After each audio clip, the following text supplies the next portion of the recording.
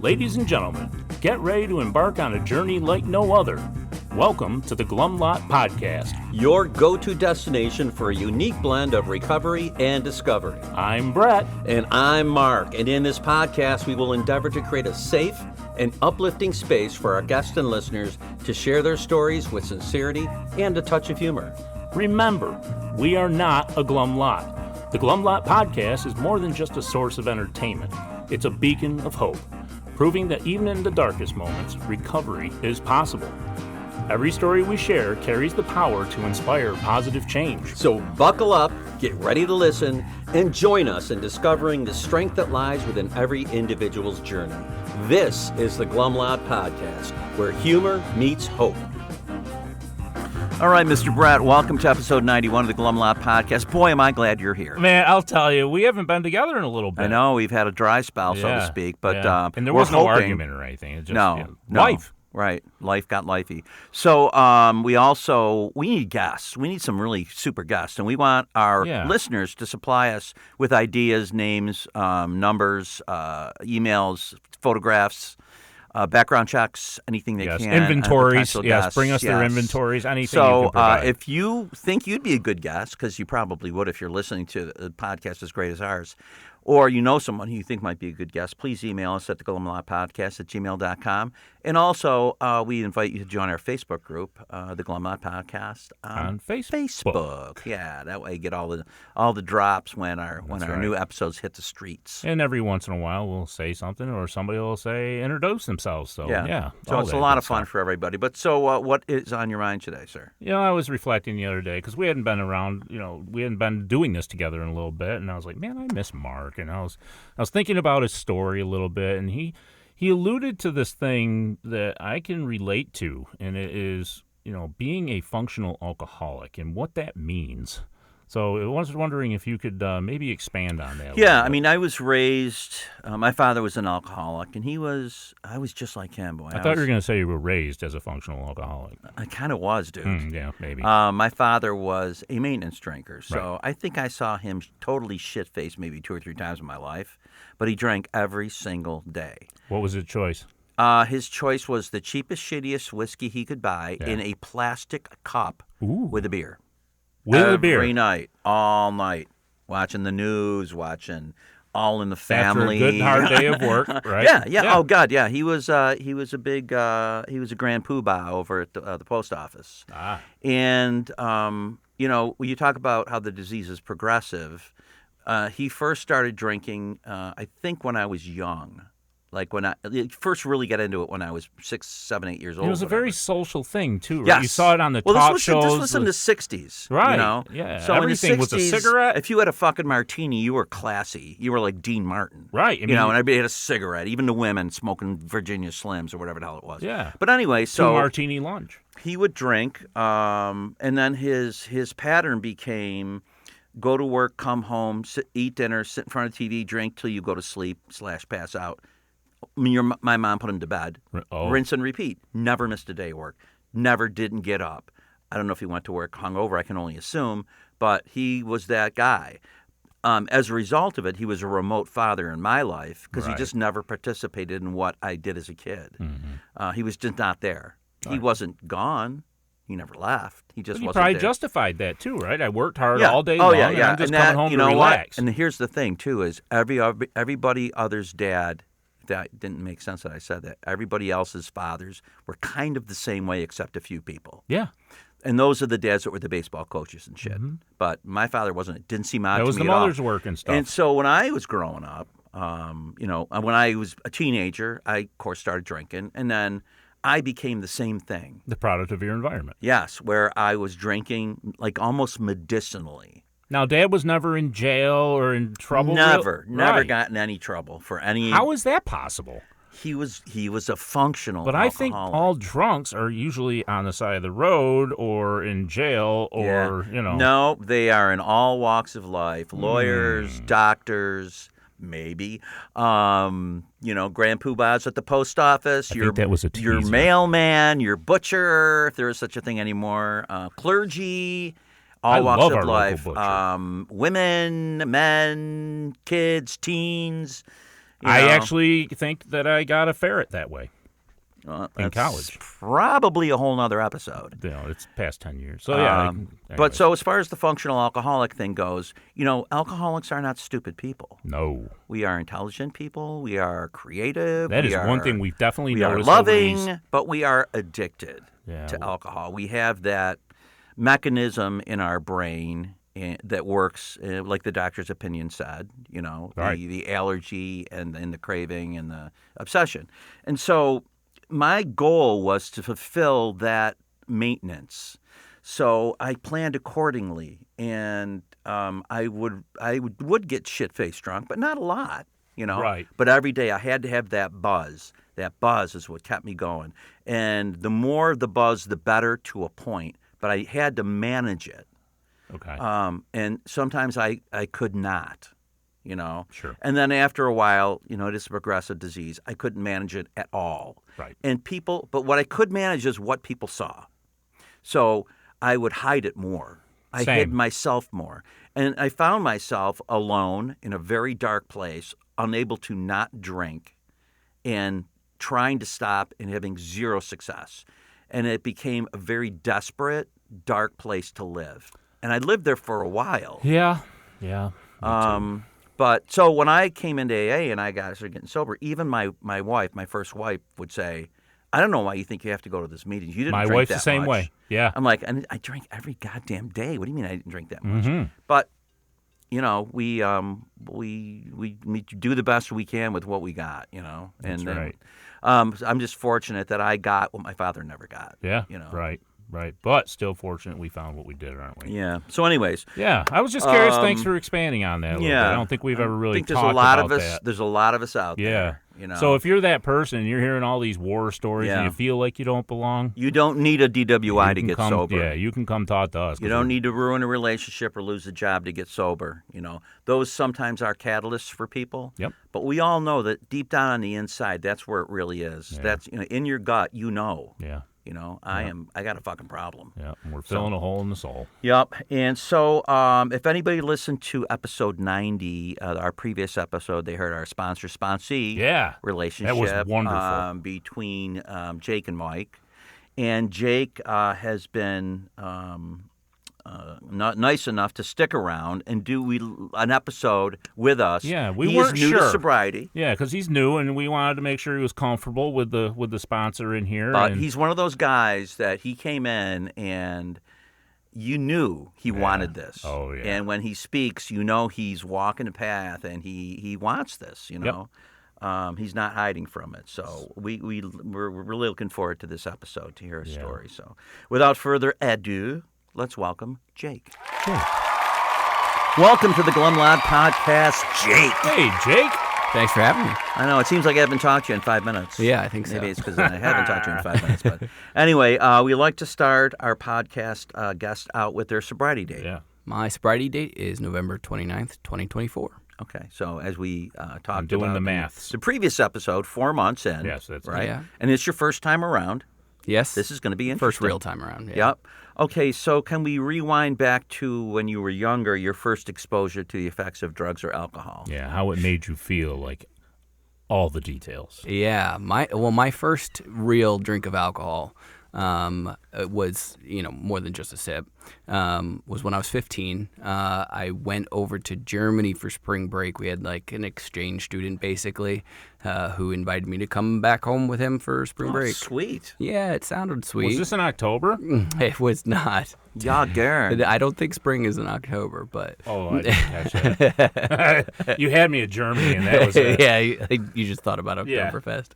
And so first night out in Germany, and, I was pretending to be 16, which is the legal drinking age in Germany, and drank a German beer to start and blacked out by the end. It always struck me as absurd how low the drinking age is over in Europe. Oh, my God. I mean, people, a kid can get out of like 10th grade and go do his homework while he's having a beer at the bar. Yep. That's kind of weird to me, but I mean, I was Kind of doing the same thing without doing the homework. Yeah, right. I just stole it from my father's refrigerator. Yeah. So now, did you speak German at all? No, Okay.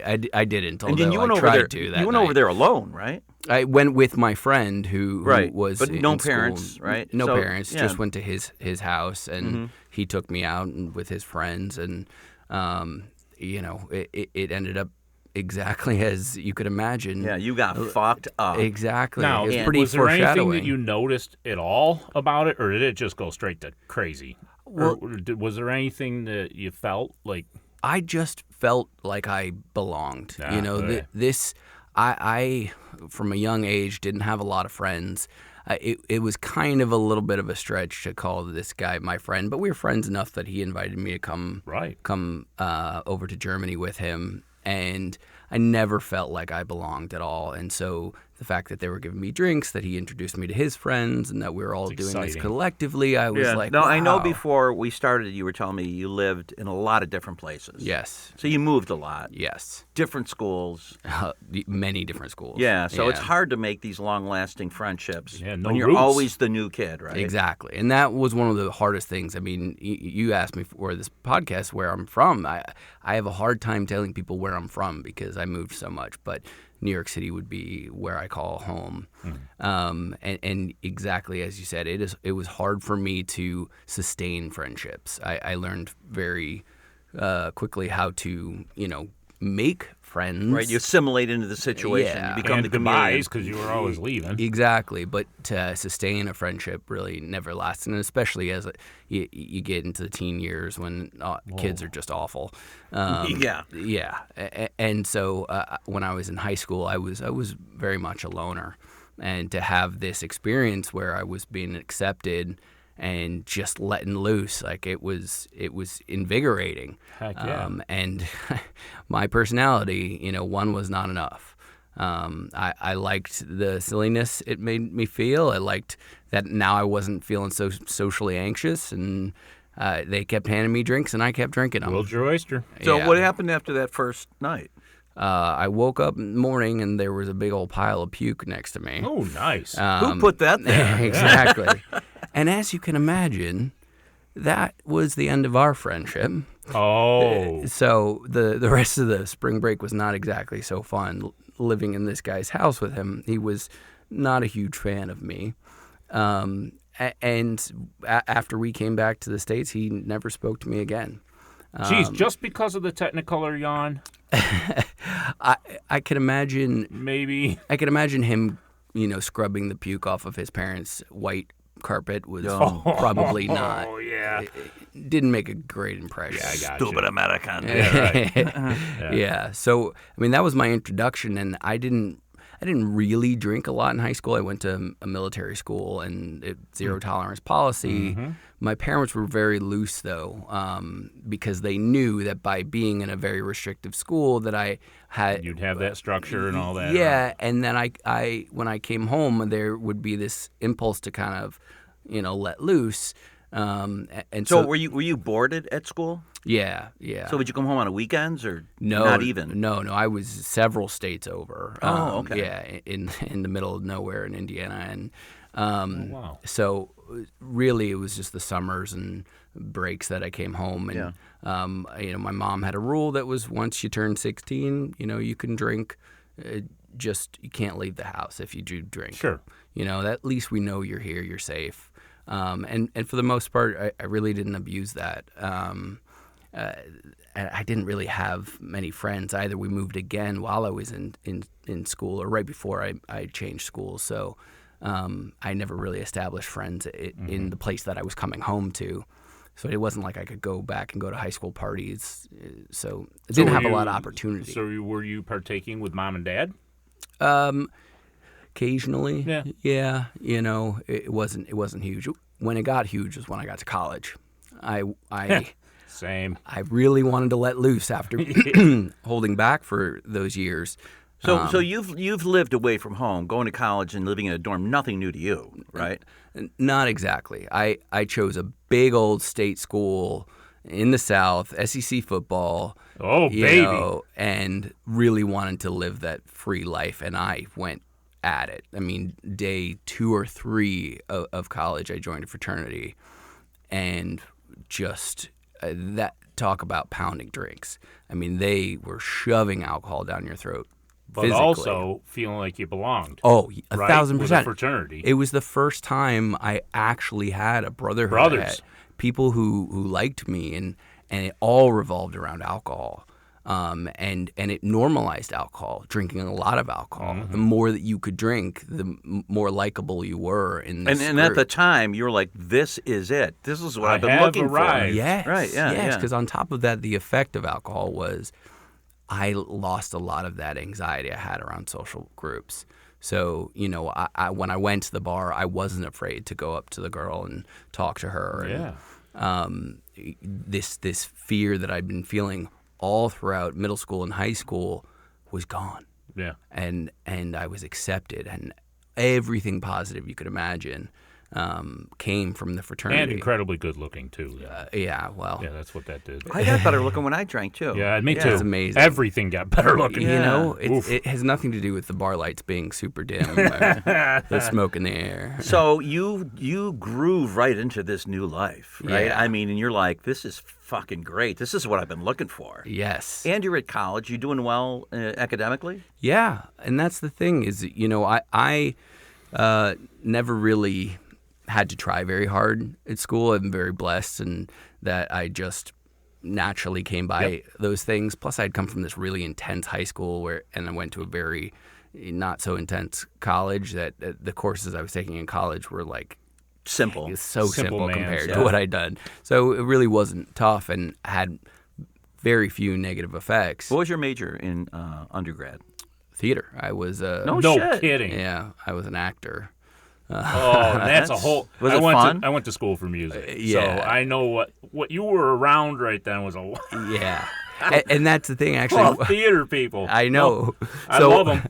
I really only did the fraternity heavily the first year Yeah. because I got involved in theater, and then the Yeah. theater group was completely separate. That became the rest of college, which is they had a different drug of choice, and that is where my life revolved around for those couple years. So what was it? We can talk about that stuff. Weed, marijuana. okay. Yeah, so everybody's getting high the whole time you're doing the acting thing. Yeah, A little yeah. bit of booze still, though, right? A little bit, Yeah. yeah. There's still, but even when I would throw parties, it was like crazy to them how I would throw parties because I would throw it like a fraternity party, and Yeah, right. they just weren't used to that much, alcohol and that kind of thing. Yeah. But alcohol was not the center for the end of college. And it turned that way for you too. Yeah. Again, At any point during this 4 years of undergraduate, was there any repercussions as a result of your Something that alcohol made you and or think? drug use? Yes, there plenty. So my first year when I was in the fraternity, it was Christmas break, and I had gone home. I went to a party with a friend in the city, and drank an absurd amount. Ended up passing out with 2 40s taped to my hands. You can imagine what I was playing. Passing out right next to the toilet. Waking up a couple hours later and then going and making out with some girl at the party. And I had a girlfriend back in college. Yeah. And my drunken 18-year-old self decided it was a good idea to call my girlfriend after that and tell her. Just let it go. I'm just going to confess it all, man. That It'll work intelligence out. you have just came right out. Yes, yeah. Really, really great decision. The thing is in that conversation, obviously she wasn't really happy. Yeah. And my head went to it's the alcohol. The alcohol was the problem. I ended up calling my parents to come pick me up and having breakfast with them because it had already become morning time. And my sister had just gotten out of sort of a I don't want to say reform school, but it was an AA-based program where she had been for a couple years. And so she was living at home with us and going to meetings every day. And my parents said, why don't you go to a meeting with your sister? And so I did. And you were like 18 at this point? I was 18, And I went to a meeting still with alcohol on my breath from the night before. Met a lot of very, very nice, welcoming people, and so this is where the story ends? and that's it. Yeah, I've been sober ever since. And the rest is history. Yeah. And so, honestly, that was my first exposure to the program, and I went to a meeting or two really just to prove to my girlfriend at the time that I was making changes in my life. I was taking control. I was going to be a better person. Yeah. But you never stopped drinking that whole time. Probably stopped for a couple of days. I don't even remember, honestly. Right. Maybe just to prove to my parents. Yeah. I mean, I was, I think, drinking within the month that I came back to college in January. So that's one repercussion. Any scholastic issues during any of that time? Or no, you kept that part of it up? I kept that. I got into trouble with the fraternity, but alcohol actually wasn't involved there. Okay. That was the only trouble I ever got in. I was a pretty straight-laced kid. I was super nervous and just didn't want to get in trouble. So just whenever you drank. Yeah. And we were talking, our little spiel we were talking about before this episode, the start of the episode was about what did you call it? Like managing your active alcoholism or whatever, being functional. Oh, yeah. So you were functional. I was very functional. Yeah, and you know what? For a lot of us, that functionality holds us back from getting the help we need. 1,000%. Yeah. And that was so much of my story, because those were just little snippets of how alcohol was in early life. When it started to take over, I became a daily drinker. I had given up weed about 6 months after. Do you know when that was? About 6 months after I graduated college. Okay, so were you in grad school or anything? No, I had moved back to New York City to be an actor. I was living in a tiny apartment in bunk beds with my best friend. Oh, yeah.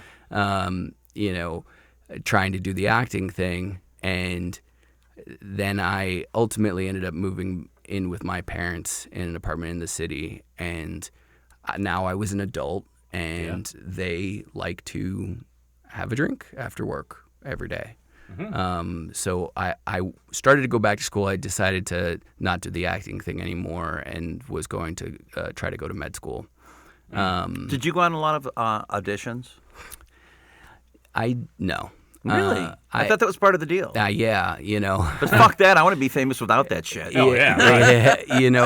I had done an intensive program with the American Theater Wing, which does the Tonys, and met a lot of great people. Had done some auditions through them, and really just I figured out pretty quickly it was not the life that I thought it was. Gotcha. The professional acting world, as opposed to being in college and being the superstar. So were you more of like a theater guy than a TV or movie? I was, but I wanted to do more film and television.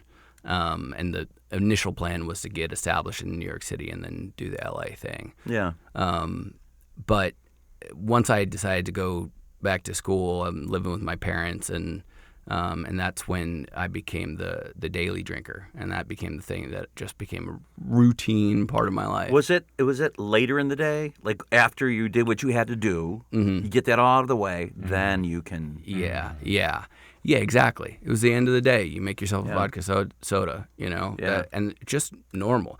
And even at that time, it wasn't like I was down in tons of them. It wasn't. The daily drinking hadn't really taken a hold of me. For me, alcohol was very insidious and slow. It just slowly crept up on me, and it mirrored the stress in my life. So I was in school finishing up some courses for prereqs, and then ended up working for a little bit, going to grad school to help me get into med school. And the drinking just slowly crept and crept and crept. Ultimately, I did get into med school. I went to med school, and at this point, I'm moving alone. I'm living by myself, and I'm buying my own alcohol. And I find myself buying a handle of vodka, and I'm going through it every week. Yeah. And then next thing I know, I'm buying a handle of vodka, and a bottle of tequila, and I'm going through it in a couple of days. And the only reason I bought vodka and tequila was because those were the things I liked to drink the least.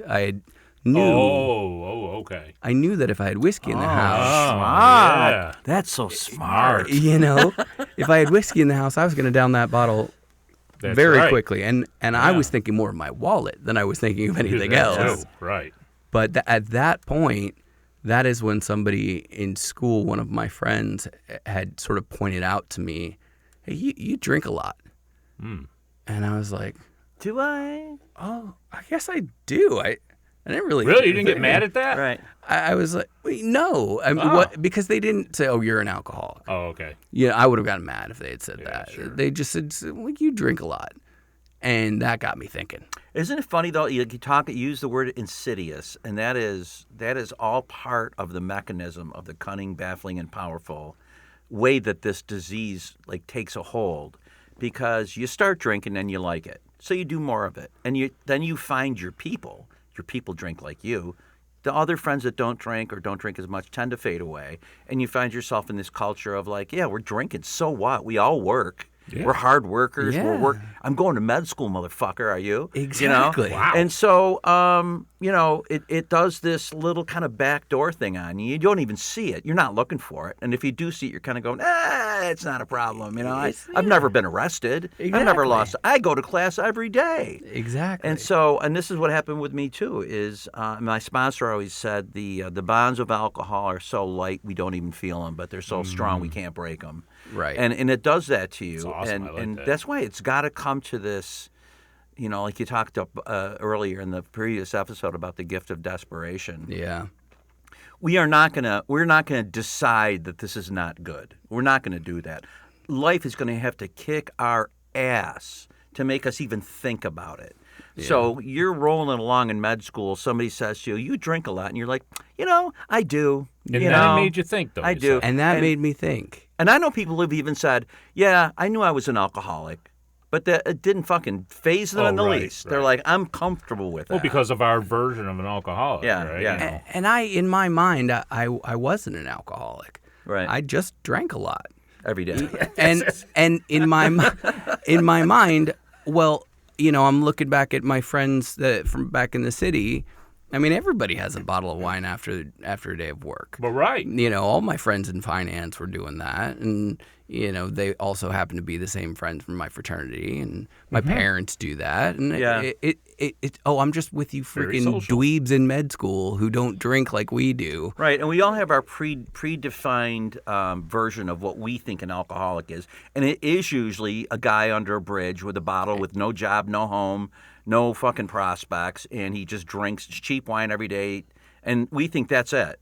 Yeah. And that's not true. And I personally, like I had mentioned, my sister had been in the program since she was about 15 or 16, and she had that sort of classic story. I mean, she, from my recollection, had been to the hospital 3 times in a matter of six months. So that's what and that was your reference point. and and she was like skipping school. She wasn't passing her classes. She had all the consequences, and I was still succeeding. And so there was no way that I was an alcoholic. If anything, I called myself a functional alcoholic. Yeah. So So you get to this point in your life where somebody says something to you about it, and you start thinking about it. Does it change the way you drink? It does to some extent. I had given a lot of thought, and there was a point in time where I gave a friend of mine a bottle of liquor. I think it was probably a bottle of scotch or something that I had. I said, "Can you keep this in your house? Because I know I can't not drink it." I had attempted here and there to That was not noble keep. of you. Yeah, trying to make Yeah. some changes. Let me get the alcohol out of the house, because or let me get the liquor out of the house. I'll only have beer, and I really tried to kind of just be more conscious of it, but it wasn't really changing my drinking, Right. because the most consequences that I suffered from drinking in those days was in any social situation where I would drink to excess and make very, very bad decisions. And I found myself drinking to excess still because that anxiety was there, that fear that others around you, they're not going to like me. I go back to when did I have friends? It was in college when we all drank a lot, and that, I was the one who could chug a beer in under a second. And only they aren't cheering you on in this situation, exactly. Are they? and so I end up waking up the next morning not only hungover, but also replaying every single thing I did the night before. The hell really begins. And you feel this like incredible sense of shame for the things you said, the things you did, and then on worse is and that's the ones you can remember. Exactly. The worst is the brownouts and the blackouts. The brownouts now, are almost. The brownout, is that when you shit your pants because you were so drunk? That happened years later. But so here's the funny thing about the way our minds work during this period in our life. Yeah, you're talking about this is the way your mind is working. Oh my God, what happened? What did I do? I did this. I did that. I shouldn't do it again. And then a couple hours later, you're like. It's happy hour. And that's this is the fucking weirdness of this disease. Yeah. It's got to take fucking something monumental for you to not drink the next day. Exactly. Like if you got out of jail for something you did, you go, I'm not going to drink tonight. The next night you drink. Yeah, I was going to say. Fucking crazy. The problem is the mental gymnastics I did in my head was to not blame it on the alcohol, but blame it on myself. In one way or another, it was circumstances. Or circumstances. It was something that I had, my personality, something that I had done because of who I was, which was also almost more painful. Of course it is. Right? Because in my mind, there was no universe where I wasn't. Why couldn't I just alcohol. be more comfortable around people so I wouldn't have to do that stuff? Yeah. Right. Plus, we protect the drink. Yeah. We do. I think instinctually, almost subconsciously, we protect our drug of choice because we need it.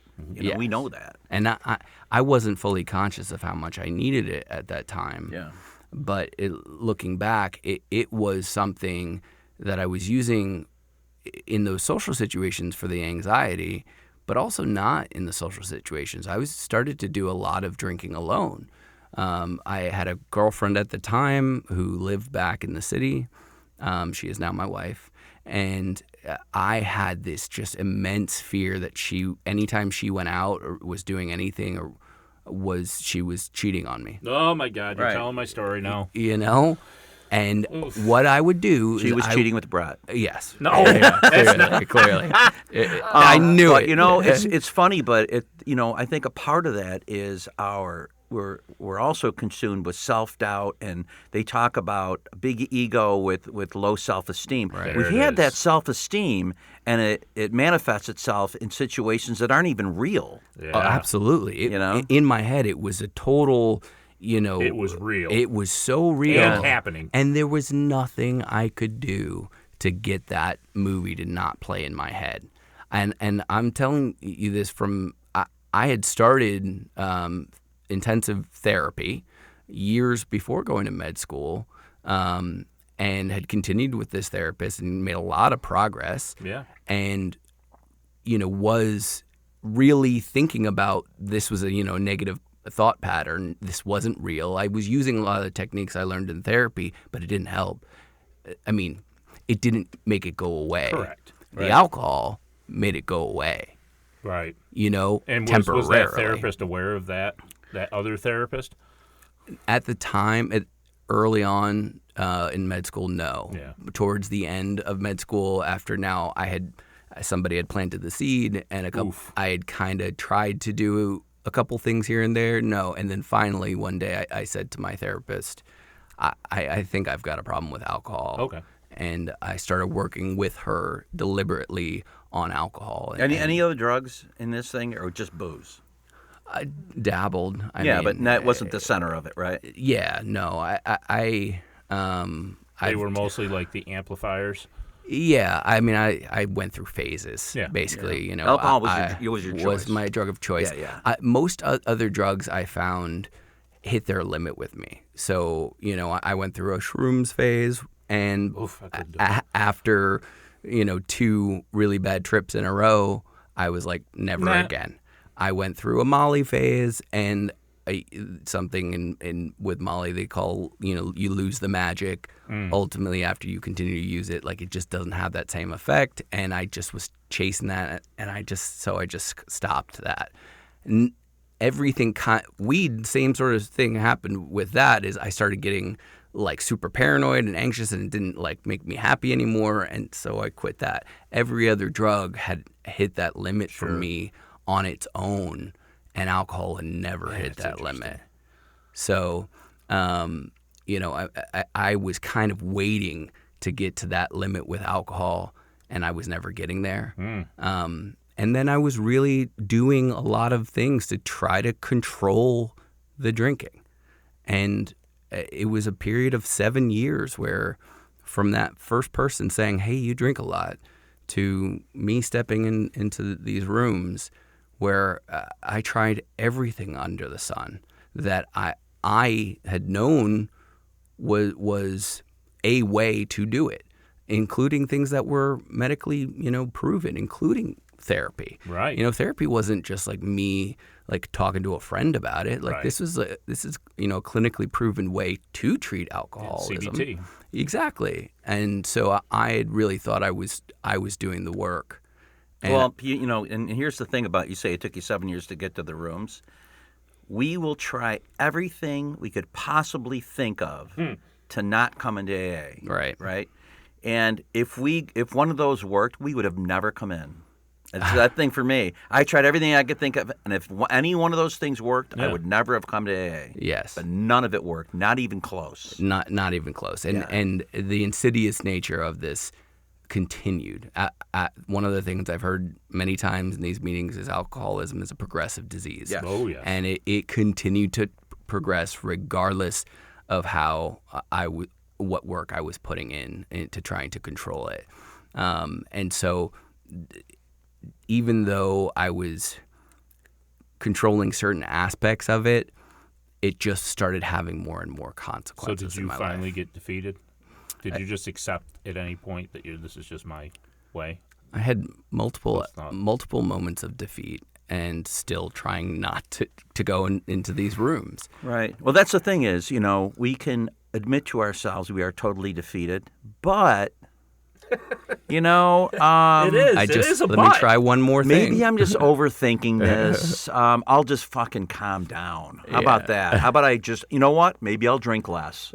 Okay? Yeah. And then you can't do that, and you're like, well, I could change what I drink.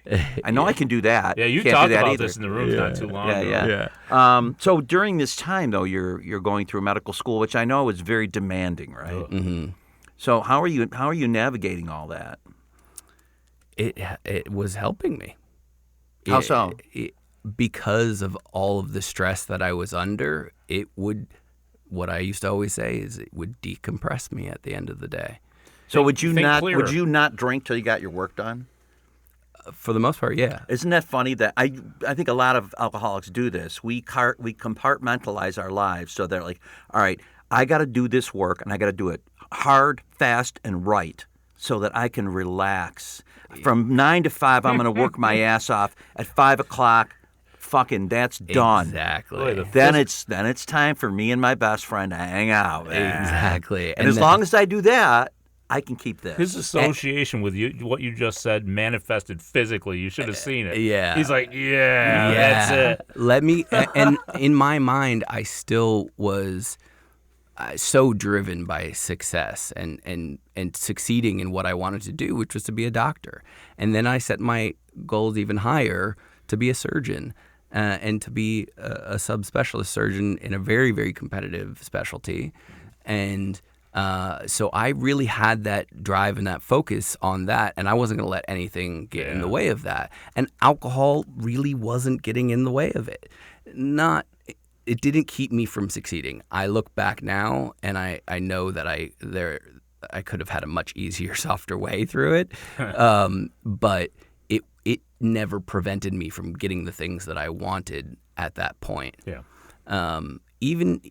Still until I ended up coming into these rooms, I never had that crisis episode where I lost something that I really wanted, or wasn't able to get something that I really wanted, because I always could just work harder and be a functional alcoholic. What it was for me was just the constant mental turmoil, emotional of trying to control this and trying and knowing that I'm slowly killing myself, because I every single day I see patients come in and see the consequences of chronic alcohol use. And here's a person that can get through med school but can't put down a glass with liquid in it. Yeah. Damn. Yeah. That mental obsession, man. Yeah. And it's the one thing you can't just work your way through. Mm-hmm. I can't do this alone. Right. You're not going to drink yourself sober. Yeah. It doesn't fucking work. I can put my head in the books and work as hard as I possibly can and succeed. But I tried to do the exact same thing with alcohol and failed. And the last-ditch effort that I had, the only thing that I hadn't really tried was abstinence. Right. And that is Pure abstinence. Pure abstinence. In my mind, going into it about a year ago, my wife got pregnant with our second kid, and I said, this is a great opportunity. I had spoken to my therapist previously. I was like, if my wife gets pregnant again, I'm going to quit with her. I'm going to wear my abstinence ring. You know, there's not going to be any alcohol in the house. That'll be the opportunity for me to reset. And No, can I stop you for a second? Yeah. Did your wife say anything about your drinking during this period? Or any of the time? You know, there were times where, particularly if we went to weddings or things like that, where she would get frustrated with how much I drank and would be like, because she had to take care of me. Yeah. You know, but my wife is just a saint. I mean, she just puts up with a ton and put up with a ton and stuck with me. And it didn't really drive that much of a wedge between us by the time I got sober. It hadn't yet. I could foresee that it would have. But Right, especially as the responsibilities of having another kid increase. Yeah. The times you really shouldn't be drinking. Right. You know, I remember when my first marriage, and I had two little kids, getting in the car with my daughter in the car seat with a beer in my hand, thinking Oh it's my no God, fucking yes. big deal. Yep. I'm Yeah. like, my wife's like, what are you doing? I'm like, it's one beer. yeah. I can drive with one beer. I always said, Yeah. well, this was the norm in Georgia. That's what they did. And So- my wife knew my tolerance too, and so she knew if I had a beer or two, Yeah, it's not and I good. went to drive, that in her mind she was like, he basically had nothing.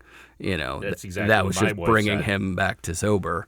You know, basically. He's like, he drinks like 24. He's going to be fine with one. Exactly. Yeah. So, you know, that was not really a big contention between Yeah, us. okay. The contention came when I would come to her, and I did multiple times in the year or two leading up to this, and say, like, I cannot stop drinking. You need to help me. And then she would see you couldn't. And then I would start drinking again the next day, and she would go, what? No. What?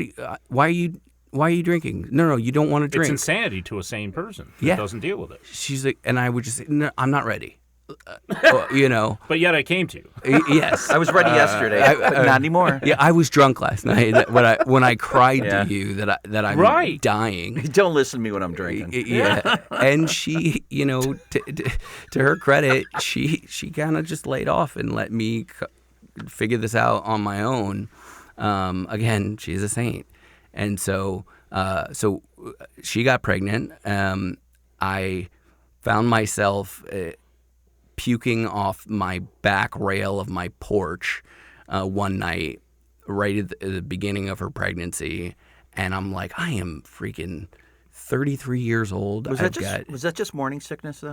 yeah, Like, of course. It just Yeah. happened to be after We different get body. it too. 2 6-packs, and you know, it happened to be in the middle of the night.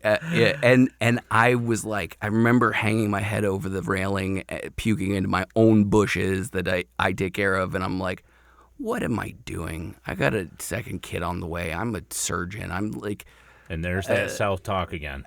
What's wrong with me? This is ridiculous. And I just was like, you know what? That's it. I'm going to quit. I'm going to go these 9 months with her. And I made it I wish I could remember, but maybe 3 months. Wow, that's actually pretty good. I say that, but there was, I think, a couple drinks in between those. But I ended up towards the end of that 3 months going to a conference, drinking quite a bit during that conference. A social event. And I came back and I was in withdrawals, and I tried to ease my way out of it. And I did stay sober for a couple of days, but it started to just come back to the regular drinking. And at this point, I didn't tell my wife. So now you're hiding it. So now this gets to another level. Yeah, this is where the drinking really became classic alcoholic. And so because I was hiding it, I was now, drinking in my car. Mm-hmm. I was hiding, cases of beer in the bushes and, sneaking out. Like I was going to go do something out in the lawn and just going to drink at the side of the house where there was no Ring camera where she could see me. That was my favorite thing to do was mow the lawn. Oh, yeah. I ran into a telephone pole, though, once. I literally did. Can't mow telephone poles. I have poles. to look at that on my rider right now. Yeah. The telephone poles, they don't mulch well. Let me tell you, even with all of my heft, it didn't move that telephone pole. Anyway, sorry to tell my story, but I can relate. So are you realizing how pathetic this is getting? So much. Yeah. And I'm just every day that I'm, every single morning I am waking up sweaty and shaky, and I am going to work shaky. Oh. And I'm so frustrated. And every morning I find myself walking into work going, I am not drinking tonight. And I had gotten to the point, again, because I was hiding alcohol from my wife, that what I would do is I would go to the gas station at the end on the way home from work, and I would just get what I was going to drink that day. And, it would be a tall boy of Twisted Tea or two, and I would get 2 tall boy Voodoo Ranger IPAs because they were 9.5%. Yeah, man. And you do the math in your head, and that's about 6 beverages, alcoholic beverages. That, to me, was like controlling it.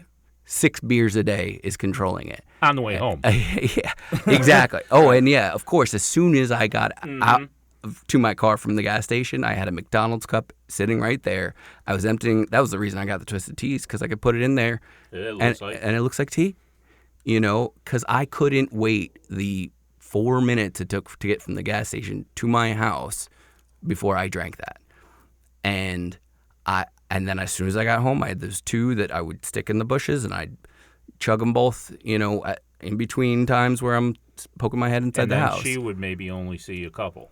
She wouldn't see anything. Oh, none of it. Oh, she saw none of it. She didn't know about it at all. Right, and in your mind, you're like, normal people don't do this. Yeah, I at this point, but that doesn't last long. No, and you're like, I'll accept the fact that normal people don't do this, but I'm doing this, and I'm okay. Yeah, I'm still succeeding. I'm okay, man. I'm still, I'm not having consequences. I'm driving drunk, but I don't have any DWIs. Yeah. I haven't lost my job. I have a wife, a house, a kid, another kid on the way.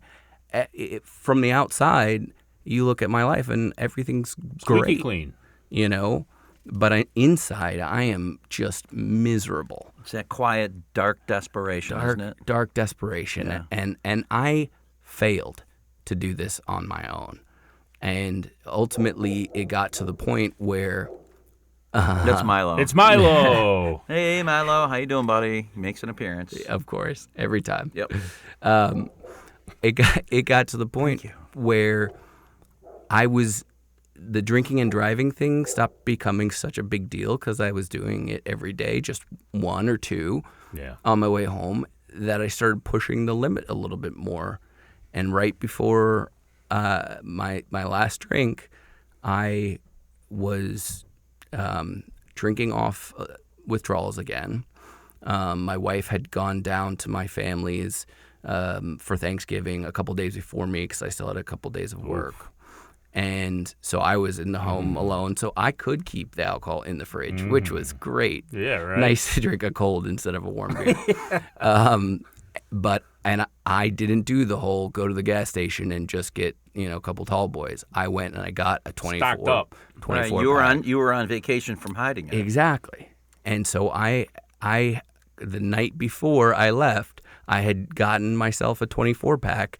And I had almost crushed it. And this was, again, Voodoo Ranger. So this is, I was sick the next day. And so I was getting ready, leaving to go down to my parents for Thanksgiving. And I was like, I need a beer because I feel so sick. You fucking need one. I needed one. And so I got myself a 6-pack. I said, I'm going to go home. I'm going to pack, get ready, and leave. I'm going to have one beer while I get ready. And that will take the edge off. And I'll go. I finished the 6-pack. Yep. Of course. And so now I'm hammered, driving down in the middle of the day down to my parents, driving with one eye open because I'm seeing double. Of course, I am driving 115, 116 miles an hour. Yep. And just like not a care in the world. And I fly past a cop. I slam on my brakes, go into the right lane, pull out my ID and my insurance information. I'm like just knowing I'm going to get pulled over and panicking.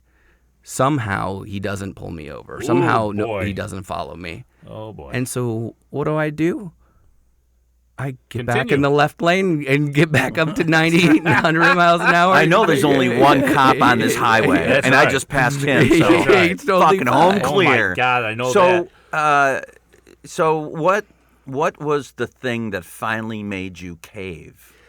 I got to my parents, and when I got there, I was drunk, and my dad didn't respond very well to my silliness, which was my drunkenness.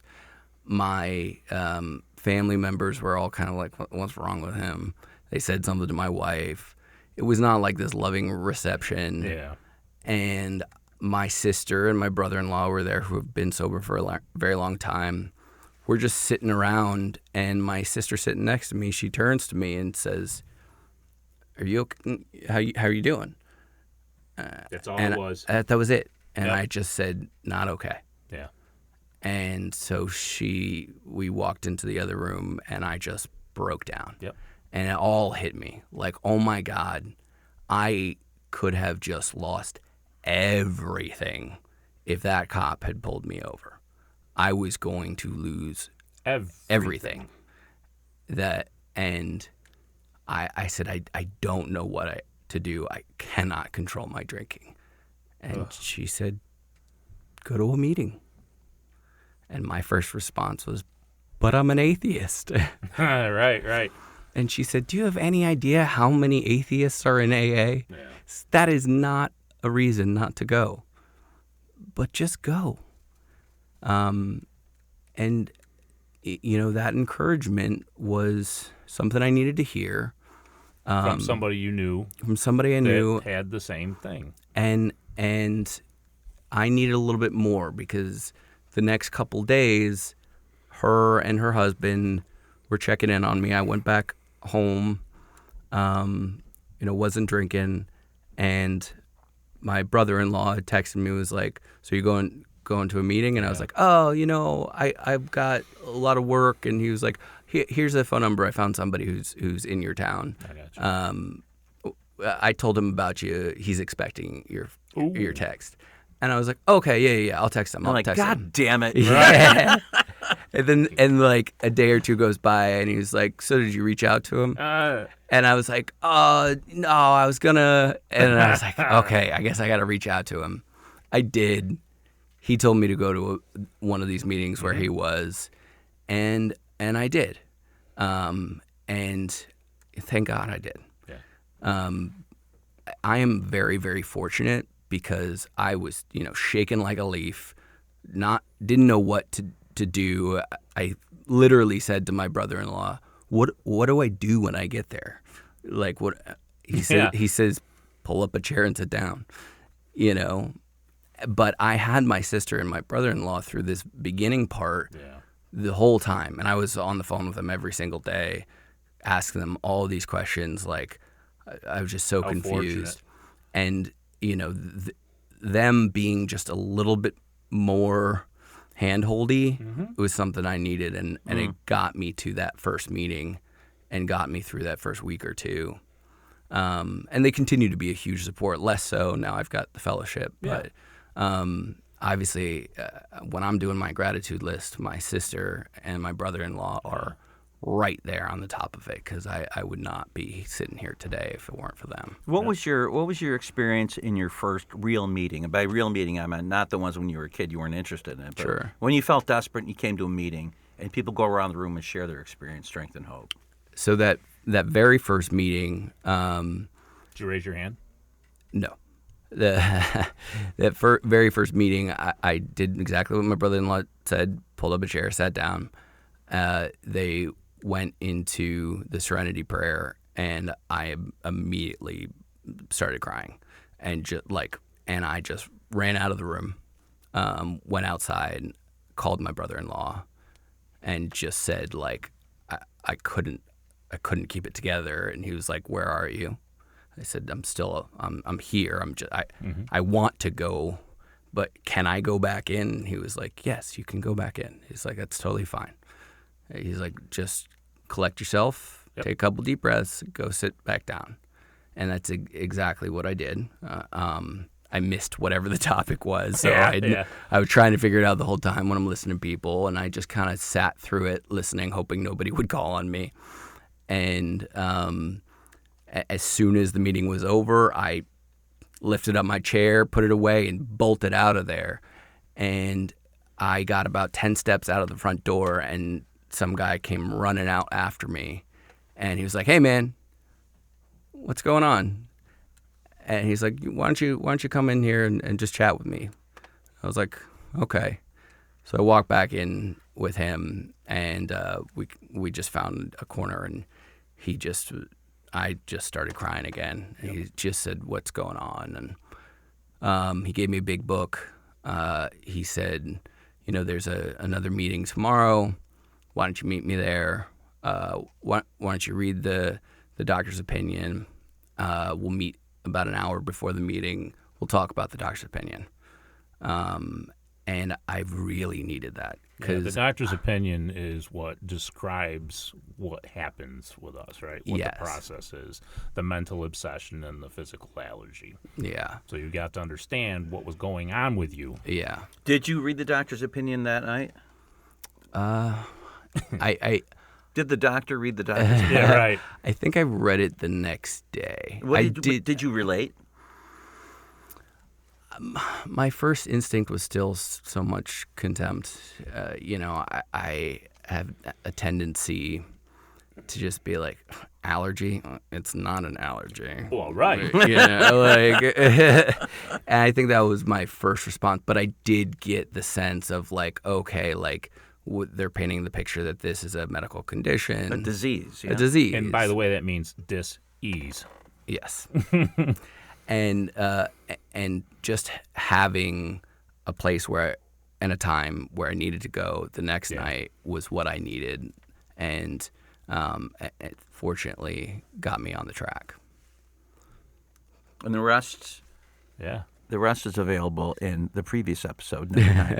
Right. That's true. Yeah. Doing a little. Well, we wanted to dig a little deeper, and he agreed to it. So that's fantastic. So here we what a are. story. Oh.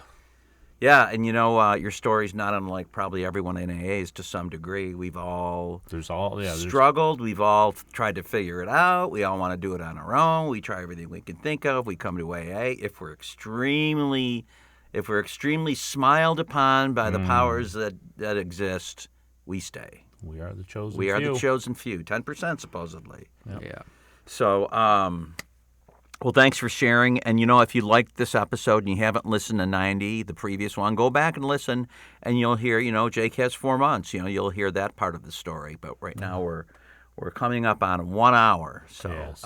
We're going to end it. But, again, please reach out to us with any guest you might have. And until next time on the Glum Lot Podcast, I'm Mark. I'm Brett. I'm Jake.